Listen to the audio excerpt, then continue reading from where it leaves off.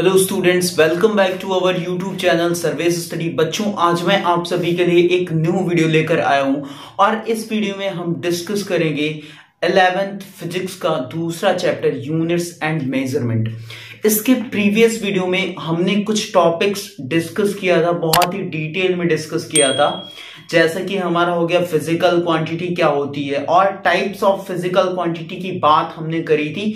बहुत ही easy way में मैंने समझाया था और बहुत ही डिटेल में समझाया था। ठीक है, तो उसको एक बार हम यहाँ पे रिकॉल करेंगे और उसके बाद आज हम नेक्स्ट टॉपिक अपना यहाँ पे कवर करेंगे। ठीक है, तो प्रीवियस वीडियो का लिंक आपको डिस्क्रिप्शन में भी मिल जाएगा, वहां पे जा करके आप प्रीवियस वीडियो मेरी देख सकते हो और यहाँ पे हम थोड़ा सा उसको रिकॉल करेंगे। जस्ट लाइक आप बोल सकते हो कि जैसे समरी है, तो समरी के तौर पे हम यहाँ पे क्या करेंगे, एक बार उसको रिकॉल करेंगे। तो हमने पढ़ रखा था कि फिजिकल क्वांटिटी क्या होती है और फिजिकल क्वांटिटी के साथ ही साथ हमने उसके टाइप्स पढ़े थे, जिसमें हमारा फंडामेंटल फिजिकल क्वांटिटी आ रही थी और डेराइव्ड और इसी के साथ सप्लीमेंट्री आ रही थी। 7 फंडामेंटल फिजिकल क्वांटिटीज कौन कौन सी थी? Length, mass, time, temperature, current, amount of substance और लुमिनस इंटेंसिटी। ठीक है, और इसकी यूनिट्स की बात हमने करी थी और इसके अलावा हमने डेराइव्ड की बात करी थी।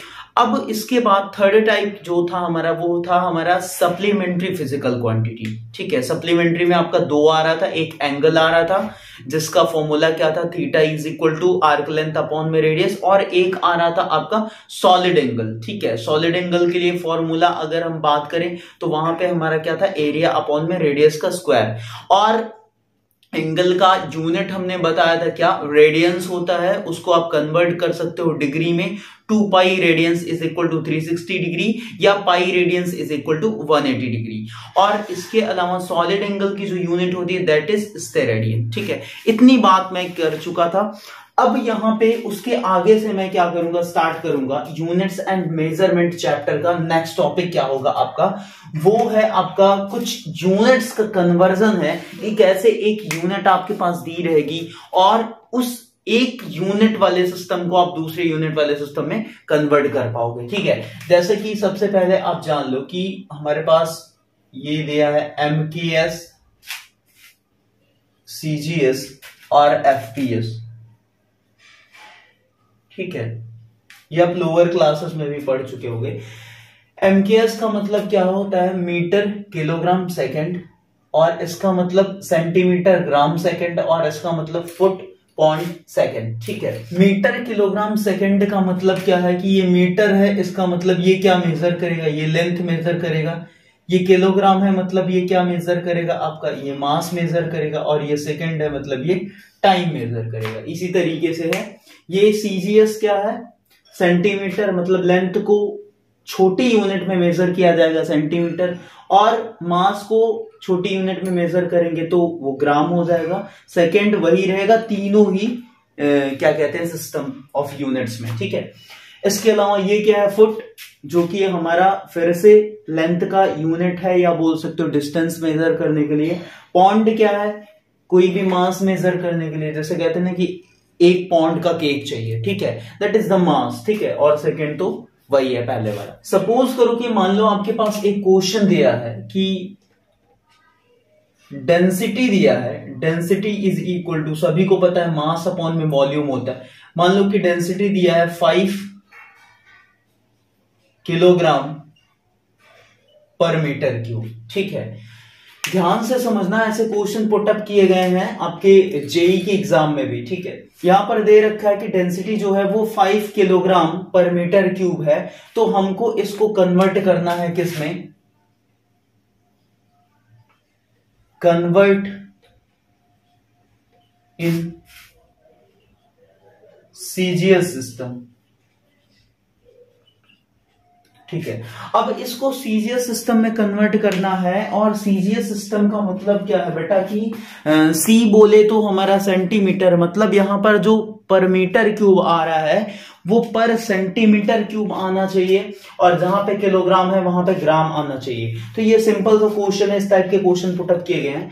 तो हम कैसे कन्वर्ट करेंगे, रो इज इक्वल टू 5 इंटू, अब देखो किलोग्राम को हम कन्वर्ट करेंगे ग्राम में, तो किलोग्राम से ग्राम में जाते हैं तो क्या करते हैं बेटा, देखो 1 kg इज इक्वल टू क्या होता है 10⁻³ ग्राम होता है। अब हमको यहां किलोग्राम से ग्राम में जाना है तो हम क्या करेंगे 10⁻³ का मल्टीप्लाई कर देंगे, 10⁻³ का मल्टीप्लाई कर दिया, ठीक है। और ये क्या हो जाएगा, ये ग्राम हो जाएगा। और पर मीटर क्यूब है, मतलब कि हम क्या करेंगे, पर मीटर क्यूब को हम क्या लिख सकते हैं, देखो 1 मीटर इज इक्वल टू, आपको पता है सडंडा फॉर्मूला है ये सिंपल सा, 100 सेंटीमीटर होता है, ठीक है। तो मीटर को सेंटीमीटर में कन्वर्ट करेंगे तो यहां पे कितना लिख ले हम, डिवाइडेड बाई 100, और ये क्या हो जाएगा 100 सेंटीमीटर, और इसका क्या कह रहा है, क्यूब कह रहा है, सिंपल सा चीज है, बस सॉल्व कर दो आंसर मिल जाएगा आपको।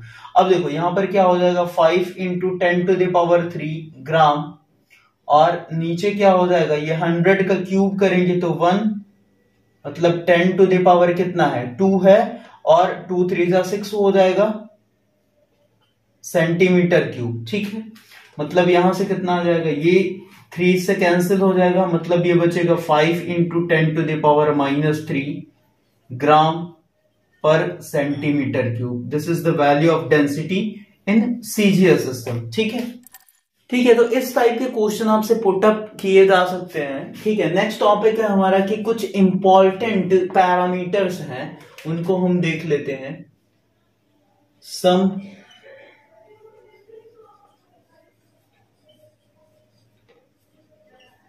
इंपॉर्टेंट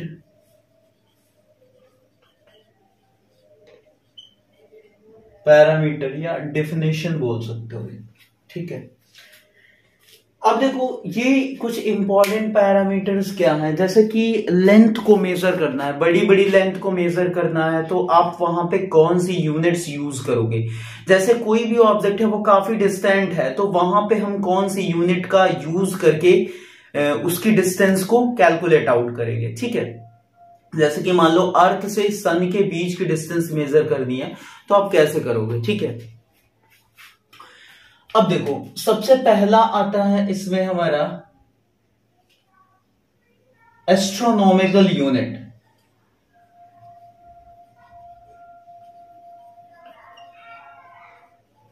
एस्ट्रोनॉमिकल यूनिट, इसको AU से भी रिप्रेजेंट करते हैं। देखो एस्ट्रोनॉमिकल यूनिट क्या होता है, सन और अर्थ के बीच की जो एवरेज डिस्टेंस है that is known as astronomical unit. इसको हम क्या लिख सकते हैं, average distance, average distance between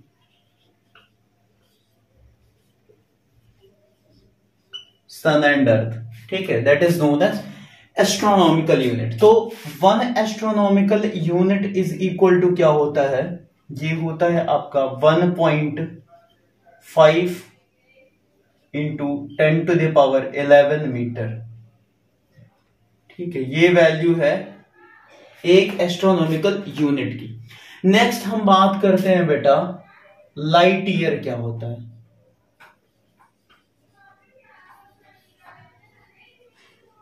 light year, जो लाइट होती है बेटा, यहीं से आप समझ सकते हो कि जो लाइट होती है वो एक साल में, मतलब एक ईयर में कितना डिस्टेंस ट्रेवल करती है, that is known as light year, ठीक है। 1 ईयर में लाइट के द्वारा जो डिस्टेंस कवर किया जाता है उसी को हम क्या बोलते हैं बेटा, लाइट ईयर बोलते हैं, ठीक है। लगता है मैं खाना ज्यादा खा लिया हूं। तो लाइट ईयर आपको समझ आया, distance traveled by light in 1 year. देखो इसका डायरेक्ट फॉर्मूला है हमारे पास क्या, कन्वर्टेबल यूनिट्स हैं, 1 light year is equal to क्या हो जाएगा, ये होता है आपका 9.5 × 10⁻12 मीटर, ठीक है। पारसेक थर्ड पॉइंट है आपका, पारसेक ये क्या है, one of the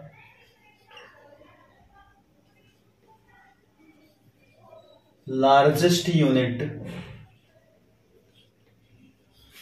of distance या लेंथ बोल सकते हो। पार्सेक जो है वो एक सबसे बड़ी यूनिट है किसकी, लेंथ की या फिर डिस्टेंस मेजर करने की, ठीक है। अच्छा, पार्सेक हम कैसे समझ सकते हैं, अच्छा इसका सबसे पहले फॉर्मूला लिख लेते हैं। 1 parsec is equal to,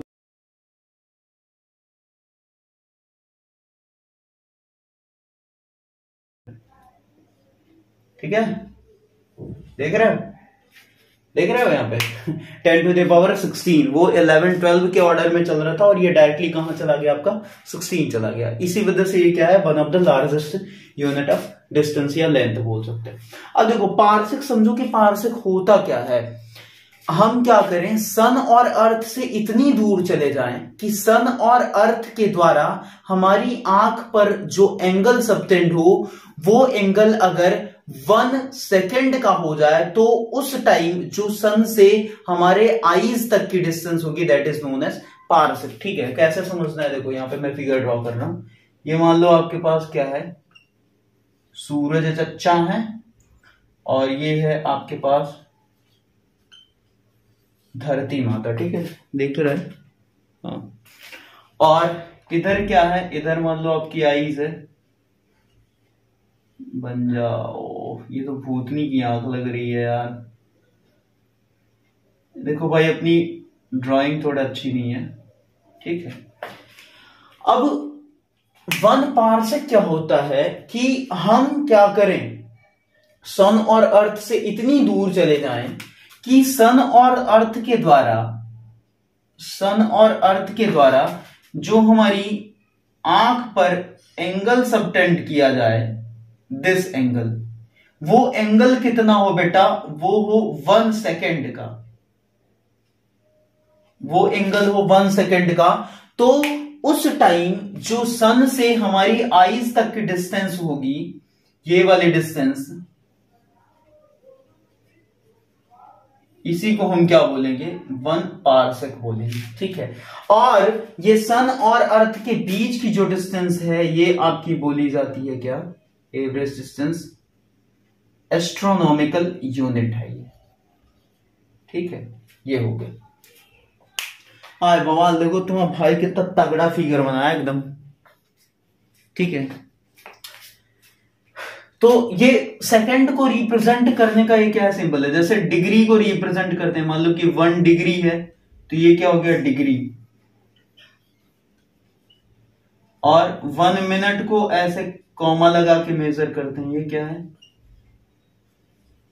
minute. और 1 सेकेंड है तो 2 कॉमा चलेगा, ठीक है। नेक्स्ट टॉपिक है आपका बहुत ही इंटरेस्टिंग और बहुत ही इंपॉर्टेंट सा टॉपिक, डायमेंशंस, ठीक है। जहां से आपके कॉम्पिटिटिव एग्जाम जेईई या फिर नीट में भी बहुत भर भर के क्वेश्चन पूछे जाते हैं और आपके स्कूल एग्जाम में भी यहां से क्वेश्चन पुटअप किए जाते हैं। क्या है टॉपिक हमारा, dimensions.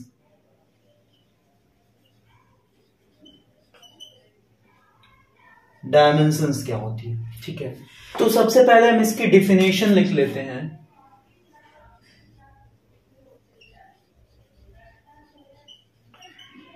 Dimensions are the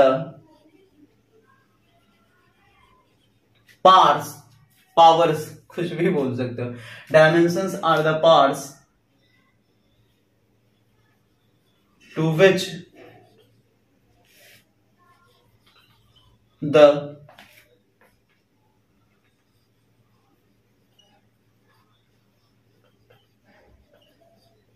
fundamental physical quantity must be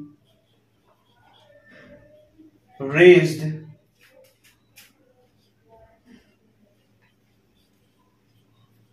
to express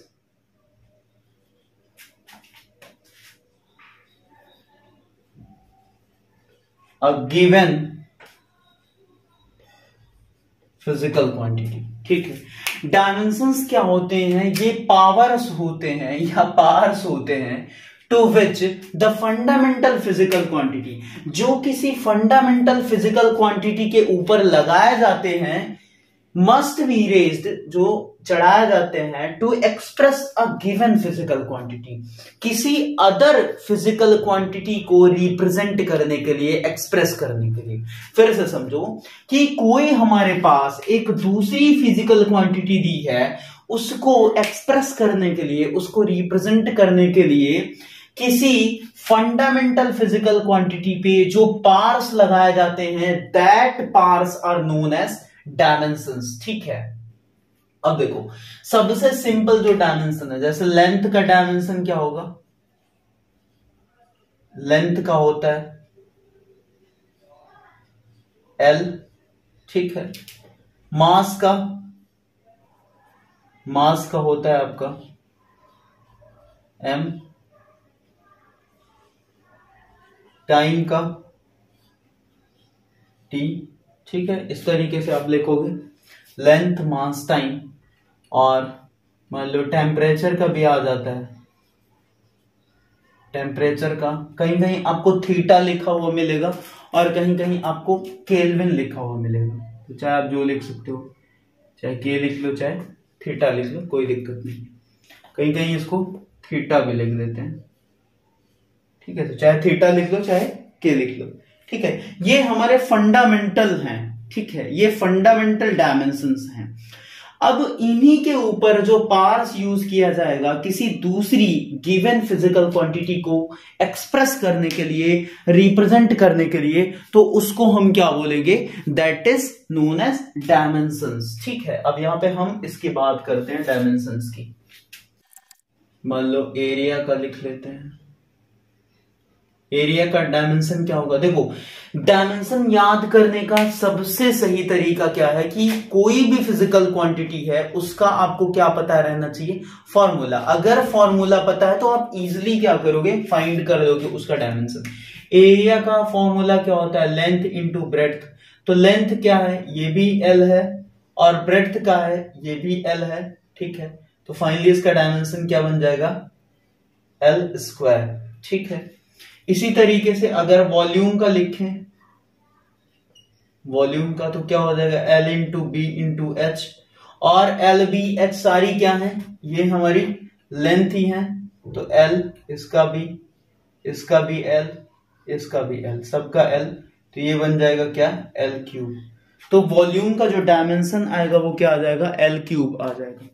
इसी तरीके से अगर हम लिखें किसका? वेलोसिटी का या स्पीड का बोल सकते हो। तो वेलोसिटी या स्पीड इज इक्वल टू क्या होता है? Speed is equal to distance upon में टाइम होता है। क्या होता है? डिस्टेंस अपॉन में टाइम, या velocity is equal to displacement upon में टाइम। तो क्या हो जाएगा? डिस्टेंस को आप किस में मेजर करोगे? L में, तो लेंथ का लिख दिया, टाइम का T। ठीक है, तो ये बन जाएगा LT पावर -1। ठीक है, इसी तरीके से एक्सेलरेशन का क्या होगा? एक्सेलरेशन का ये क्या होता है? चेंज इन वेलोसिटी अपॉन में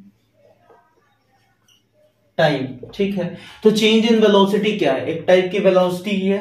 ठीक है, वेलोसिटी आएगी, तो वेलोसिटी का क्या होता है? LT पावर -1 अपॉन में टाइम का अगेन, तो ये क्या आ जाएगा? LT power -2। ठीक है, इसके बाद लिख लेते हैं डेंसिटी का।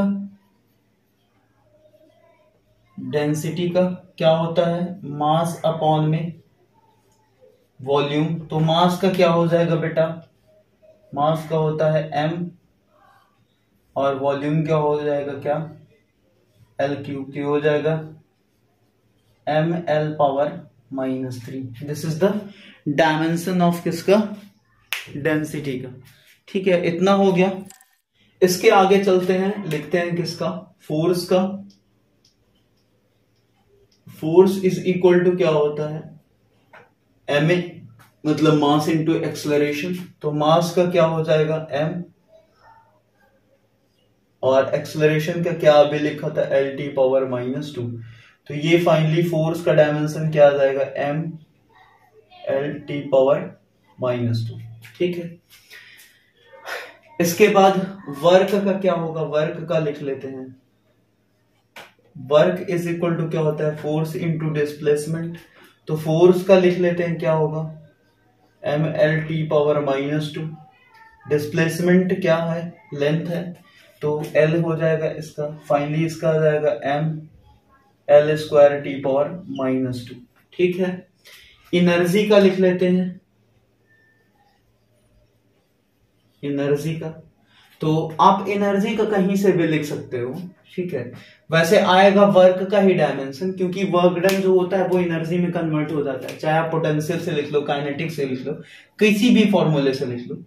E इज इक्वल टू क्या होता है, mc स्क्वायर से आप लिख सकते हो। ठीक है, अब यहां पर क्या होगा, c क्या है, that is the velocity of light. अब ये दिमाग मत लगा देना कि लाइट की वेलोसिटी है भैया, लाइट की वेलोसिटी तो कुछ अलग ही इसका डायमेंशन होगा, ऐसा कुछ भी नहीं है। वेलोसिटी कोई भी हो, क्रिटिकल वेलोसिटी हो, टर्मिनल वेलोसिटी हो, रिलेटिव वेलोसिटी हो, कोई भी वेलोसिटी हो, ठीक है, ड्रिफ्ट वेलोसिटी हो, किसी भी टाइप की वेलोसिटी हो, उसका जो डायमेंशन आएगा वो वही आएगा जो नॉर्मल वेलोसिटी का होता है, एल टी पावर -1। ठीक है, तो मास का m लिख दिया और c का क्या हो जाएगा, एल टी पावर -1 और इसका स्क्वायर है, तो फाइनली ये क्या आ जाएगा, m। ठीक है, l का क्या हो जाएगा, square t to the power -2। ठीक है, देखो यही आ रहा है। तो वर्क और एनर्जी का क्या होता है, सेम ही होता है। इसके अलावा हम निकाल लेते हैं किसका, प्रेशर का। प्रेशर क्या होता है, फोर्स अपॉन में एरिया। तो फोर्स का क्या होगा, M L T power -2। Area का क्या होता है, एल का स्क्वायर। तो ये कितना आ जाएगा, ये आ जाएगा M L to the power, ये ऊपर जाएगा तो -1 टी टू द पावर -2। ये किसका आ गया, ये आ गया आपका प्रेशर का। ठीक है, इसी तरीके से देखो फोर्स का जो भी डायमेंशन है वो कोई भी आपका फोर्स हो, ग्रेविटेशनल फोर्स हो या टेंशन फोर्स हो, नॉर्मल रिएक्शन हो, कोई भी टाइप का फोर्स होगा आपका, वो क्या होगा, उसका जो डायमेंशन आएगा वो एम एल टी पावर -2 ही आएगा। मतलब नॉर्मल फोर्स का जो डायमेंशन होता है वही उसका भी होगा। ठीक है, मोमेंटम का क्या होगा, मोमेंटम का अगर लिखें तो मोमेंटम का होता है मास इनटू वेलोसिटी। तो मास का क्या हो जाएगा m और वेलोसिटी का क्या होगा, एल टी पावर -1। मतलब ये आ जाएगा m L T power -1। This is the dimension of momentum. ठीक है, किसी भी का ग्रेडियंट लिखा है, जैसे कि हमारे पास है वेलोसिटी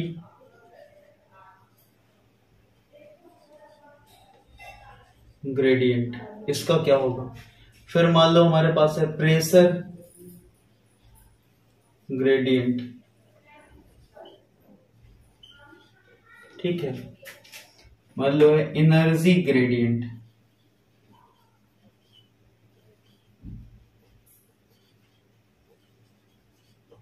ठीक है, मतलब कोई भी ग्रेडियंट टर्म है तो उसका डायमेंशन हम यहाँ पे बहुत ही इजीली निकालने वाले हैं। जैसे वेलोसिटी ग्रेडियंट, अगर ग्रेडियंट लगा रहा है तो उसके पहले की जो फिजिकल क्वांटिटी है उसको क्या करो, लेंथ से डिवाइड कर दो और डायमेंशन निकाल दो, वो ही क्या हो जाएगा, वेलोसिटी ग्रेडियंट, या उस पर्टिकुलर फिजिकल क्वांटिटी के ग्रेडियंट का डायमेंशन निकल जाएगा। जैसे वेलोसिटी ग्रेडियंट है तो क्या करोगे आप, वेलोसिटी अपॉन में लेंथ कर दो। ठीक है, अब वेलोसिटी का क्या होता है, एल टी पावर -1 अपॉन में क्या हो जाएगा एल, मतलब वेलोसिटी ग्रेडियंट का जो डायमेंशन आएगा that is T to the power -1। ठीक है, इसी तरीके से प्रेशर ग्रेडियंट बोल रहा है तो क्या करो, प्रेशर अपॉन में क्या कर दो, लेंथ कर दो। प्रेशर का क्या होगा, अभी निकाला था हमने, फोर्स पर यूनिट एरिया, और फोर्स का क्या होगा, एम एल टी पावर -2। ठीक है, और अपॉन में एरिया का क्या हो जाएगा, एल स्क्वायर, और लेंथ डिवाइडेड बाई है तो ये इसका भी एल हो जाएगा। ठीक है, मतलब फाइनली इसका क्या आ जाएगा, इसका आ जाएगा एम नीचे हो जाएगा एल क्यूब, ऊपर जाएगा तो एल टू द पावर -3 और +1, ये कितना आ जाएगा ml to the power -2 t to the power -2। This is the dimension of pressure gradient. Energy gradient बोल रहा है तो क्या करो, एनर्जी अपॉन में लेंथ कर दो। अब एनर्जी का क्या आया था, एनर्जी का होता है ml² t to the power -2 जो वर्क डन का होता है, अपॉन लेंथ से डिवाइड कर दो तो ये आ जाएगा आपका क्या ml t to the power -2। This is the dimension of energy gradient. मतलब आपके पास कोई भी क्वांटिटी है, कोई भी फिजिकल क्वांटिटी है, उसके ग्रेडियंट का अगर आपको डायमेंशन निकालना है तो क्या करोगे आप, लेंथ से उसको डिवाइड कर दो, कैलकुलेट कर दो, that is the dimension of उस पर्टिकुलर क्वांटिटी के ग्रेडियंट का हो जाएगा। ठीक है, इसके बाद लिख लेते हैं फ्रीक्वेंसी का।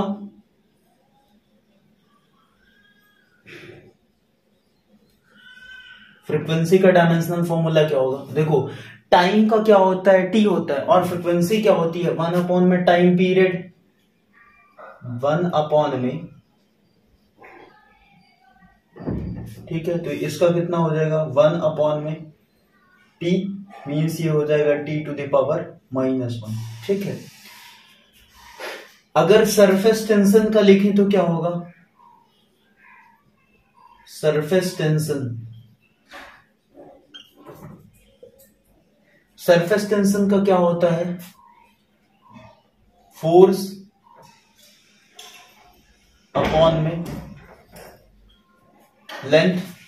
ठीक है, तो फोर्स का क्या होगा ml t पावर -2, लेंथ का क्या हो जाएगा l, तो ये कितना आ जाएगा mt पावर -2। और याद करो कि इसके पहले वाली स्लाइड में हमने लिखा था किसका, फोर्स ग्रेडियंट का। मैंने बताया था कि कोई भी अगर ग्रेडियंट है, किसी भी फिजिकल क्वांटिटी के ग्रेडियंट का डायमेंशनल फॉर्मूला लिखना है बेटा, तो अब क्या करो, उस पर्टिकुलर फिजिकल क्वांटिटी को लेंथ से क्या कर दो, डिवाइड कर दो। ठीक है, तो आपका आ जाएगा उस फिजिकल क्वांटिटी के ग्रेडियंट का डायमेंशनल फॉर्मूला। तो फोर्स ग्रेडियंट का जो होगा वही सरफेस टेंशन का भी होगा। ठीक है, एनर्जी डेंसिटी का अगर लिखें, एनर्जी डेंसिटी का, तो एनर्जी डेंसिटी क्या होती है बेटा, एनर्जी अपॉन में वॉल्यूम होती है। ठीक है, एनर्जी अपॉन में वॉल्यूम। अब एनर्जी का क्या होगा, एनर्जी का इसके पहले मैंने कराया था, निकाल लो, इज इक्वल टू mc² से, तो ये क्या हो जाएगा m, और lt पावर -1 होता है तो स्क्वायर होता है l² t to the power -2। ठीक है, ml² t to the power -2। या तो फिर आप डायरेक्ट क्या लिख सकते हो कि जो वर्क डन का होगा वही हमारा किसका होता है, एनर्जी का होता है, तो क्या हो जाएगा ml² t to the power -2। Volume का क्या हो जाएगा l³। ठीक है, यहां से आ जाएगा ml पावर -1 t पावर -2। और आप रिकॉल करके बताओ कि जो एनर्जी डेंसिटी का डायमेंशनल फॉर्मूला आ रहा है, डायमेंशन आ रहा है, वो किसका और आ रहा था, यही सेम डायमेंशनल फॉर्मूला आपका प्रेशर का आ रहा था। ठीक है, पीछे मैंने कराया है, प्रेशर का भी यही सेम डायमेंशनल फॉर्मूला आ रहा है। ठीक है, इसके अलावा आप लिख सकते हो कोएफिशिएंट ऑफ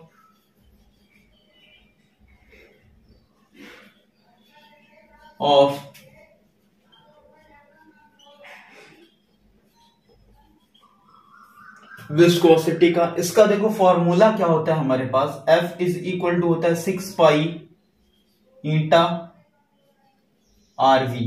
ठीक है, तो यहां से ईटा निकालोगे तो ईटा क्या हो जाएगा, ईटा पत्थरा सॉरी ईटा क्या हो जाएगा, यहां से ईटा इज इक्वल टू आ जाएगा F अपॉन में 6 पाई R इंटू वी।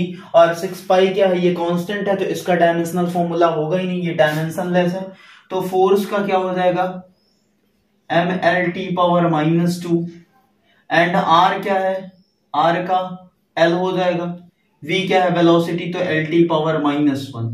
ठीक है, तो फाइनली इसका क्या बनेगा, यहां से बन जाएगा L² और ऊपर जाएगा L टू द पावर -2, और ये +1 करेंगे तो क्या आएगा, यहां से ml⁻⁻1 और t टू द पावर कितना होगा, ये -1 ऊपर जाएगा तो +1, तो -2 +1 कितना हो जाएगा -1, तो ml⁻⁻1 t power -1। This is the dimensional formula of eta. अरे ये n लग रहा है, ईटा कर दो इसको, ठीक है। तो ये किसका हो गया, कोएफिशिएंट ऑफ विस्कोसिटी का डायमेंशनल फॉर्मूला हो गया, ठीक है। अब हम लिख लेते हैं ग्रेविटेशनल कांस्टेंट का।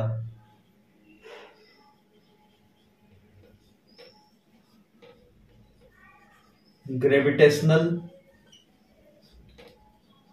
कांस्टेंट का क्या होता है फॉर्मूला बेटा, फॉर्मूला होता है F is equal to G m1 m2 by R square, ठीक है। तो यहां से G निकालेंगे तो क्या आ जाएगा, G is equal to F r² upon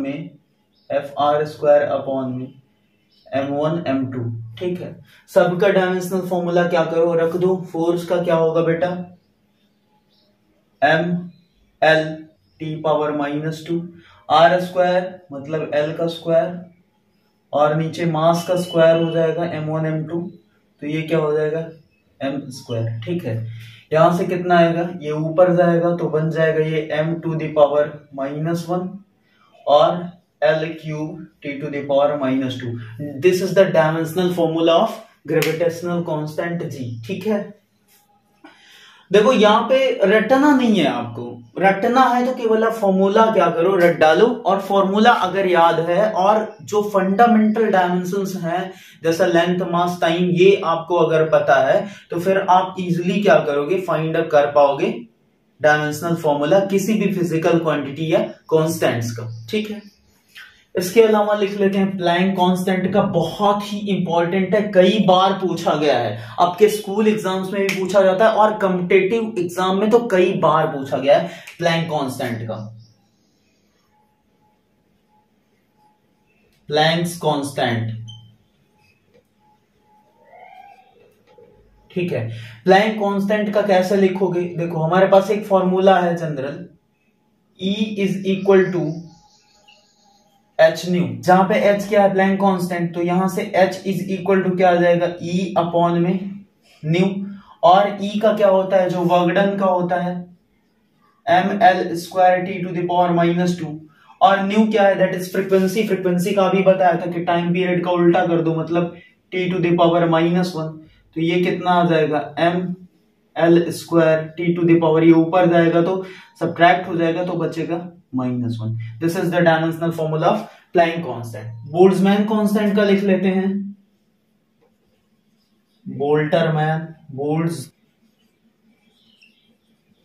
Boltzmann constant, कौन ही नाम रख दिया था इसका, ठीक है। देखो इसके लिए भी एक फॉर्मूला होता है, क्या, E is equal to 1/2 kT half kT, ठीक है, जहां पे T क्या है, टेम्परेचर है, और K क्या है, बोल्ट्जमैन कांस्टेंट।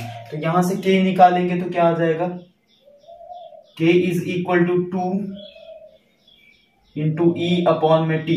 2 से कोई मतलब नहीं है, ये डायमेंशन लेस है क्योंकि ये नंबर है आपका। तो एनर्जी का लिख लो ml² t⁻⁻2, और T क्या है, टेम्परेचर है, तो टेम्परेचर का चाहे K लिखो आप चाहे थीटा लिखो, थीटा लिख ले रहा हूं मैं यहां पे, ठीक है। तो फाइनली इसका क्या बन जाएगा, ml² t⁻⁻2 θ⁻⁻1। This is the dimensional formula for किसके लिए, बोल्ट्जमैन कांस्टेंट के लिए। ये क्या है आपका, KB कर लो, बोल्ट्जमैन कांस्टेंट, ठीक है। ये फॉर्मूला आपको मिलेगा काइनेटिक थ्योरी ऑफ गैसेस में, ठीक है। अब देखो कुछ इंपॉर्टेंट ट्रिक्स बताने जा रहा हूं, कुछ फॉर्मूले बताने जा रहा हूं जिसके थ्रू आप किसी भी बहुत बड़ी क्वांटिटी का, मतलब बहुत बड़ी इन द सेंस कि उसका डायमेंशनल फॉर्मूला निकालना बहुत ही क्रिटिकल है, थोड़ा टफ है, टाइम टेकिंग है, ठीक है, बट आप देख के बता दोगे उस फॉर्मूले को देख करके, ठीक है।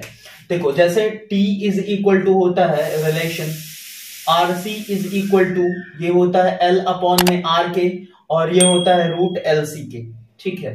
अब ये रिलेशन इतना ज्यादा इंपॉर्टेंट है कि मैं बता नहीं सकता। ये जो रिलेशन है यहां से आपको आर का डायमेंशनल फॉर्मूला, सी का डायमेंशनल फॉर्मूला, ये सब पूछा जाता है। यहां से कई बार जेई में क्वेश्चन आया हुआ है, ठीक है, यहां से कई बार आपका आईआईटी में, जेई में क्वेश्चन पूछा गया, ठीक है।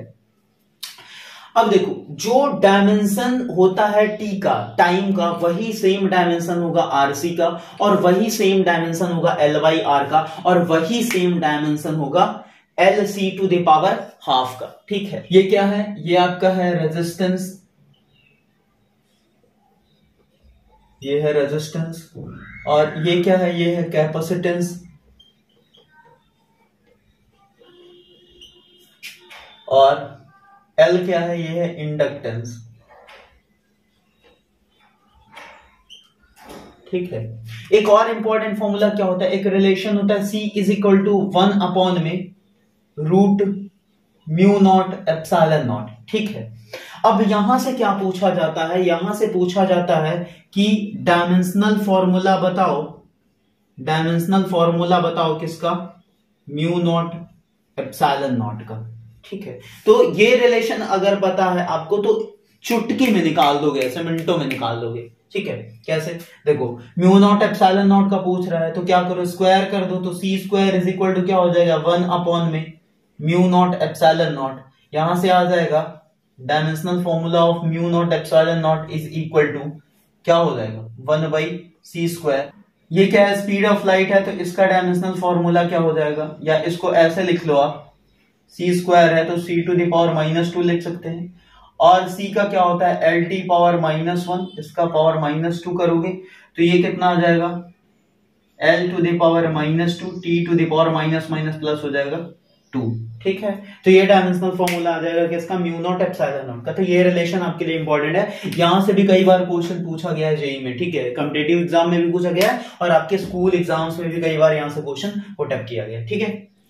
स्प्रिंग कांस्टेंट का लिख लेते हैं, स्प्रिंग कांस्टेंट का तो फॉर्मूला क्या होता है स्प्रिंग फोर्स का? F is equal to minus K X होता है, ठीक है। तो K इज इक्वल टू हो जाएगा F अपॉन में x, माइनस से यहाँ पे कोई मतलब नहीं है, तो F क्या हो जाएगा? x डिस्प्लेसमेंट है, फोर्स का क्या होगा? mlt पावर -2, x डिस्प्लेसमेंट है तो हो जाएगा l, ये आ जाएगा आपका mt पावर -2, ठीक है। यही सेम डायमेंशनल फॉर्मूला आया था किसका? सरफेस टेंशन का या फोर्स ग्रेडियंट का, ठीक है।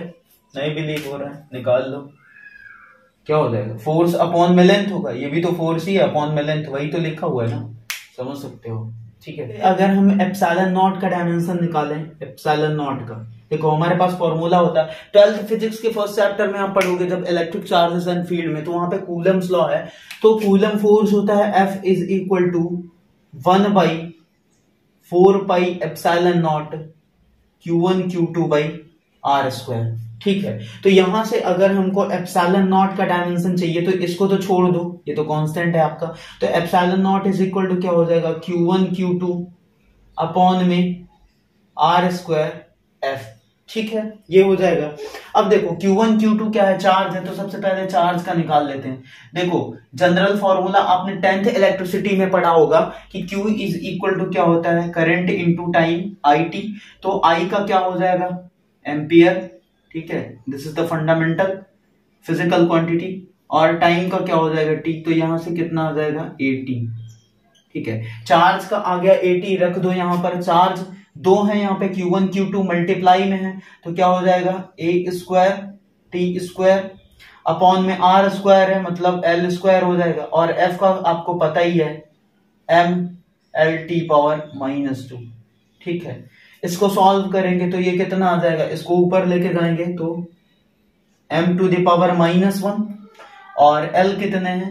L क्यूब हो जाएगा, ऊपर जाएगा तो माइनस हो जाएगा L पावर -3, और T की बात करेंगे तो T यहाँ पे -2 है, ऊपर जाएगा तो प्लस हो जाएगा, तो T स्क्वायर है तो कितना हो जाएगा? T टू द पावर 4 आ जाएगा, ठीक है, और A का square. This is the dimensional formula for epsilon naught, ठीक है।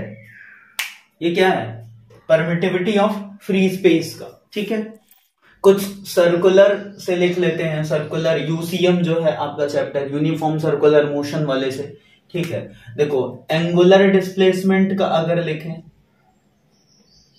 एंगुलर डिस्प्लेसमेंट का, तो एंगुलर डिस्प्लेसमेंट क्या होता है बेटा, जस्ट लाइक अब बहुत लोगों को लग रहा होगा कि डिस्प्लेसमेंट है एल चिपका देंगे, ठीक है, गलत हो जाएगा।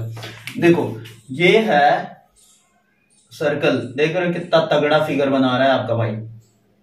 ये मान लो एक पार्टिकल है, यहां पी से ये क्यू जा रहा है और जाने में ये एंगुलर डिस्प्लेसमेंट कवर कर रहा है थीटा। तो एंगुलर डिस्प्लेसमेंट है क्या बेटा, एक्चुअल में एंगल है, तो एंगल का डायमेंशनल फॉर्मूला बताओ,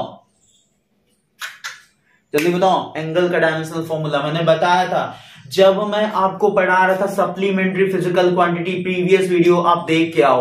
तो प्रीवियस वीडियो में मैंने जब सप्लीमेंट्री फिजिकल क्वांटिटी डिस्कस करी है तो वहां पे मैंने एंगल और सॉलिड एंगल पढ़ाया है, और मैंने वहां पे बताया कि एंगल का यूनिट रेडियंस होता है, सॉलिड एंगल का यूनिट स्टेरेडियंस होता है, बट बोथ जो क्वांटिटीज हैं एंगल और सॉलिड एंगल दोनों ही डायमेंशन लेस हैं, तो इसका कुछ भी डायमेंशन नहीं होगा। तो ये क्या हो जाएगा,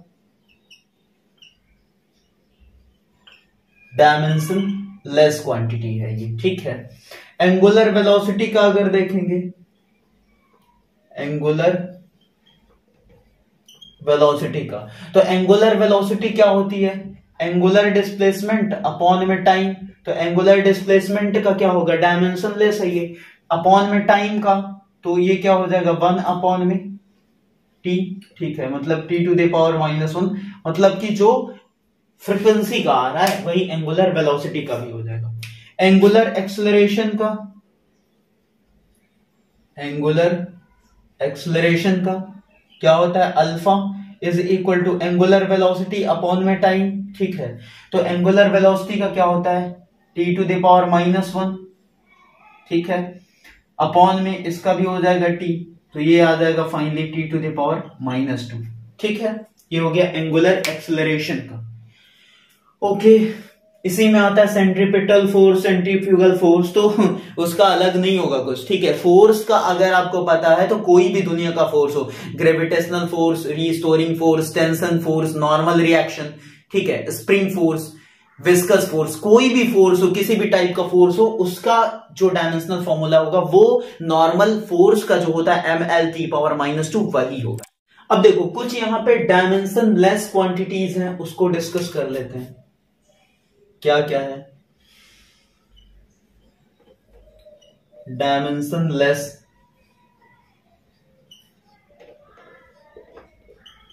क्वांटिटीज। ठीक है, जैसे आपका हो गया पॉइजन्स रेशियो, पॉइजन्स रेशियो, जहर रेशियो बोल सकते हो इसको। ठीक है, इसके अलावा रिफ्रैक्टिव इंडेक्स, रिफ्रैक्टिव इंडेक्स। ठीक है, इसके अलावा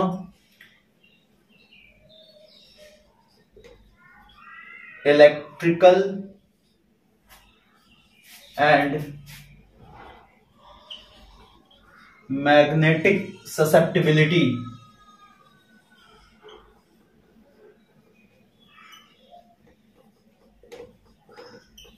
अब कई लोगों को समझ नहीं आ रहा होगा कि सर ये है क्या चीज क्या है। देखो जो मतलब 11th-12th करके जेई की प्रिपरेशन कर रहे हैं उनको तो समझ आ रहा हो, क्योंकि उन्होंने 12th में पढ़ रखा है ये। ठीक है, ये आप 12th में पढ़ोगे, इलेक्ट्रिकल और मैग्नेटिक ससेप्टिबिलिटी। ठीक है, इसके अलावा coefficient of friction,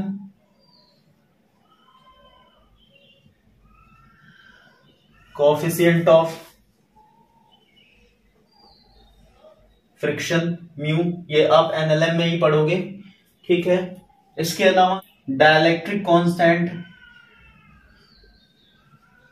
dielectric constant. ठीक है, और क्या है आपका, एंगल हो गया और सॉलिड एंगल हो गया। ठीक है, trigonometric ratios, trigonometric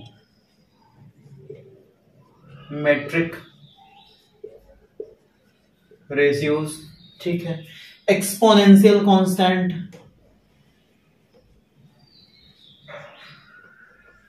exponential constant. इसके अलावा जैसे कोई भी नंबर है आपके पास, ठीक है, जैसे 1 2 3 है, तो ये भी क्या है, डायमेंशनलेस कांस्टेंट है, डायमेंशनलेस कांस्टेंट। सर क्या ये लिख रहे हो डॉक्टर की तरह, डायमेंशनलेस कांस्टेंट है, 1 2 3 कोई भी नंबर हो, या फिर पाई हो आपके पास, पाई भी क्या है, डायमेंशनलेस कांस्टेंट है, ठीक है, ये सारी चीजें। तो आज का वीडियो हम यहीं पे क्या करते हैं, रोकते हैं। और अगर आपको ये वीडियो अच्छी लगे तो वीडियो को लाइक करना, कमेंट करना, क्या चीज आपको समझ नहीं आई, किसका डायमेंशनल फॉर्मूला नहीं समझ आया। फिर से मैं बता रहा हूं कि ये जितने भी डायमेंशनल फॉर्मूले हैं ये आपको और अच्छे से क्लियर होंगे जब आप क्या करोगे, टॉपिक वाइज पढ़ते चले जाओगे फिजिक्स को, ठीक है। जैसे जैसे आप फिजिक्स पढ़ते जाओगे आगे तो आपको फॉर्मूले याद होते जाएंगे, और जब आपको फॉर्मूले लर्न हो जाएंगे तो उस केस में आप उसका डायमेंशनल फॉर्मूला इजीली कैलकुलेट कर पाओगे, ठीक है। नेक्स्ट टॉपिक हमारा होगा होमोजेनिटी प्रिंसिपल।